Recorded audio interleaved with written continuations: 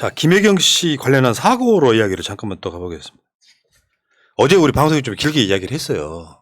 가짜뉴스 도는 거, 뭐. 여러분들이 보시기에는요, 이재명 후보가 싫으신 분들은 다 믿고 싶겠지, 그게.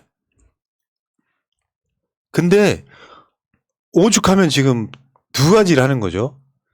119 신고 접수 기록하고 응급실의 기록을 일단 공개하는 거 하나 하고, 두 번째는 가짜뉴스 신고받겠다는 거거든요. 가짜뉴스의 요지는 그런 거예요. 이재명 지사하고 김혜경 여사하고 이재명 후보하고 김혜경 여사하고 싸워서 주먹으로 때려서 다쳤다 이거예요, 지금. 네, 그냥 저도 그런 누군가가 계속해서 네거티브용으로 뭐 만들어내겠다라고는 생각은 했는데 해도 빠르기도 하고 너무 내용도 지나치더라고요. 근데 상식적으로 생각을 해보면 지금 이 선거전이 얼마나 위중한 상황이고 긴박하게 돌아가고 있습니까? 그 와중에 두 분이 부부 싸움이나 할 그 상황이 되겠냐고요. 근데 이게 로봇 학대랑 부인 학대가 연결돼 있어 지금. 근데 참 너무들 하시더라고요. 근데 지금 저희는 약간 언론과의 전쟁이라는 게 국민의힘에서는 아까 조폭 사진이니 뭐 그 돈다발이니 뭐 방명록 말도 안 되는 걸 계속해서 꺼내 놓는 게 백화점식 많은 증거들을 막 내놓으면서 계속해서 이재명 후보를 오염시키는 거거든요.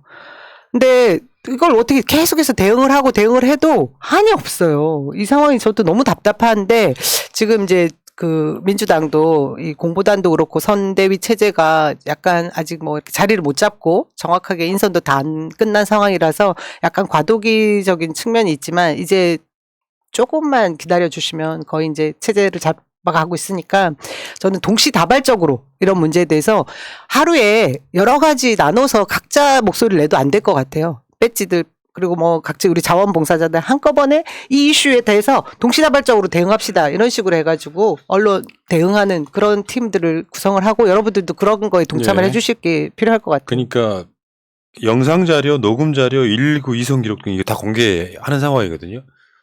간단히 말하면 저쪽이 그거 아니야. 주먹으로 맞아서 광대뼈가 함몰됐다까지 나왔잖아 지금. 그러면 그게 마치 김부선의 점하고 똑같은 이야기예요. 막상 봤더니 점이 없었어. 그러면 김부선 이야기는 앞으로는 보도하면 안 되는 거거든. 정반대로 그 열상 살짝 찢어진 거죠. 내가 그 경험은 있다 그랬잖아요. 내가 일어서다가 어지러워가지고 그대로 떨어졌어요. 그러니까 이쪽이 깨졌다고. 거기 한 2, 3년 전 이야기예요, 그게. 그런 경우가 있어요. 그러니까 그런 상황들을 갖고 뭐 이제 뭐 폭행을 당했네 어쩌네 저쩌네 하는 그 인간들 자체에 뭐 가짜뉴스 이런 걸 떠나가지고 그런 놈들이 인성이 제일 나쁜 거예요. 왜 없는 사실을 통해서 예를 들면 우리 같은 방송도 이재명 절대 지지하지만 김건희가 못 나오는 이유를 윤석열이 패소라고 이야기할 그 말이 안 되는 거잖아요. 우리는 그렇게는 안 하잖아. 아니 적어도 근거가 있어야 계속 확장시킬 수 있기 때문에 만들어서 하지는 않는데 이런 경우에는 지금 이런 가짜 뉴스를 만났을 때 이게 진짜인지 아닌지 기본적으로 의심해 볼 수 있는 것만으로도 어느 정도 가려낼 수 있거든요. 예를 들면 파리쿡 같은데 어떤 작성자가 자기가 의사라는 식으로 그러니까 김혜경 씨를 직접 그날 응급 처치를 했던 의사라는 식으로 그런 새끼들은 구속을 해야 돼요. 진짜로. 네. 완전 가짜잖아 그거는. 근데 그 어디에도 이 사람이 진짜 의사라는 그 확신이 증거는 아무것도 없는데 그거를 믿는 거예요. 그러니까 캡처를 따가지고 하고 이게 의사가 한 말이다. 그러면 그걸 믿는 사람은 개돼지가 되는 거죠. 어디에를 봐도 그게 없는데. 그리고 두개골 한몰이라는 그 자체가 없어요 지금. 근데 그걸 만들어내다 보니까 이게 왜 여기까지 만들어내야 하냐면 이게 싸움으로 가야지만 어제 말씀드렸던 한 달 전부터 만들어왔던 그들의 그 비서관 관련한 루머를 이렇게 두 개를 결합시킨 거예요, 지금. 그렇게 만들어갔기 여자 때문에. 문제로 싸웠다, 이렇게. 네. 그거는 절대로 그런 가짜뉴스에 넘어가면 안 된다. 그래서 이재명 후보 관련해서 가짜뉴스 허위사실 제보 접수를 받고 있습니다.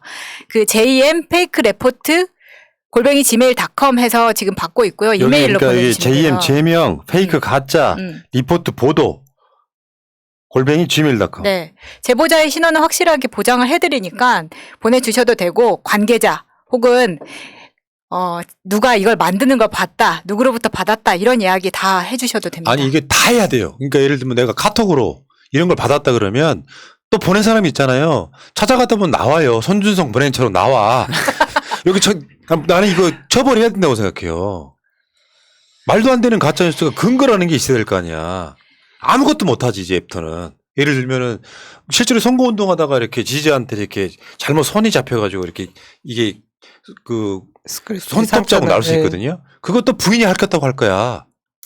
그러니까 제가 이게 어제 이제 이 배우자 사고하고 결합돼서 나온 그 혼외자 이야기 같은 거는 한 달 전에 돌 때 이 출처를 제가 알고 있었어요. 그러니까 트위터에서 찾았고 이게 왜 거기서부터 확산됐는지 알았는데 너무 어처구니가 없는 그 소스에서부터 시작을 했기 때문에 이게 넘어갔다는 걸 알고 있었는데 그 사람들이 누구냐면 지금 매주 토요일에 그 민주당 앞에서 후보 교체를 하자고 주장하는 집회를 하고 있는 그 사람들이 거기에 다 와 있습니다. 솔직히 그 사람들 다 잡으면 일망타진이에요.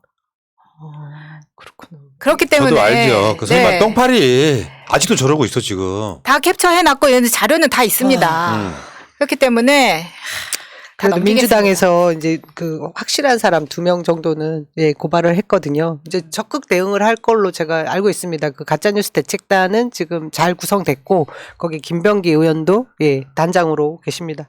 근데 저 혼외자 얘기 또 오늘 처음 들었어요. 이렇게 모르는 게 많구나. 그러니까 어제부터. 우리는 이 바닥을 너무 잘하는 사람들이라 세상에. 이런 이야기를 해야 될 말아야 돼 되게 고민을 많이 했는데 예. 선제적으로 우리가 이야기하는 게 훨씬 나을 수도 있다. 그러니까 별의별 가짜뉴스가 다 있네요. 그러니까 말도 안 되니까 방송으로 말을 안 하려고 하면 그게 자기들끼리 카톡을 돌리면서 사실화 시켜버리는 경우가 있고 꼭 주위에 저한테 물어봐요. 이거 사실이냐고. 그럼 넘어간 사람들이거든. 어떻게 안 한 걸 안 했다고 증명하는 부작위 증명은 진짜 힘든 거거든요. 이 과정인데 제가 알고 있기에 이재명 후보하고 김혜경 여사 사이 좋아요. 제가 가까이서 뵀습니다.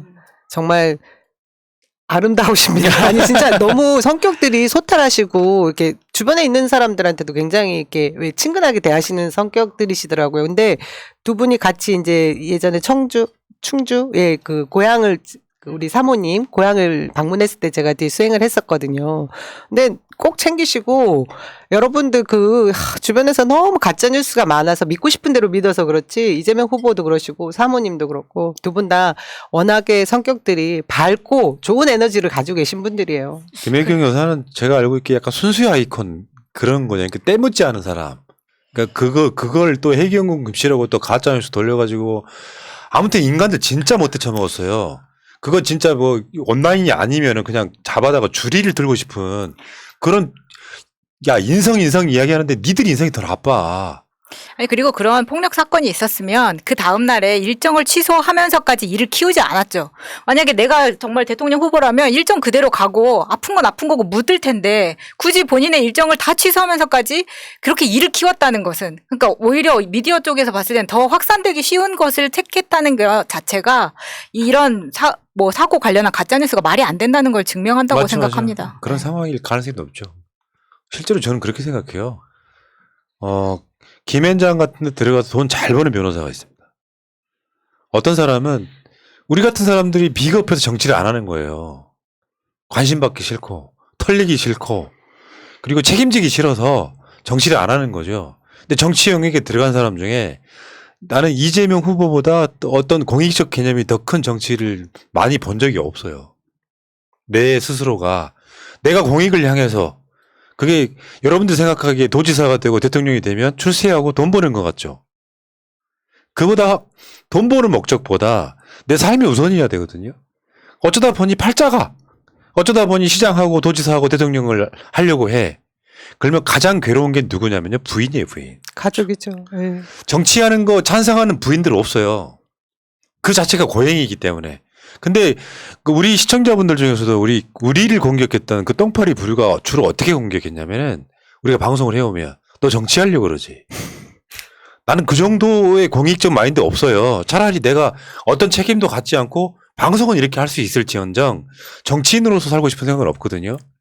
근데 그게 출세라고만 생각하고 돈 번다고만 생각하는 거예요. 그런데 그 과정에서 그런 남편들을 같이 사는 부인들이 가장 고생합니다.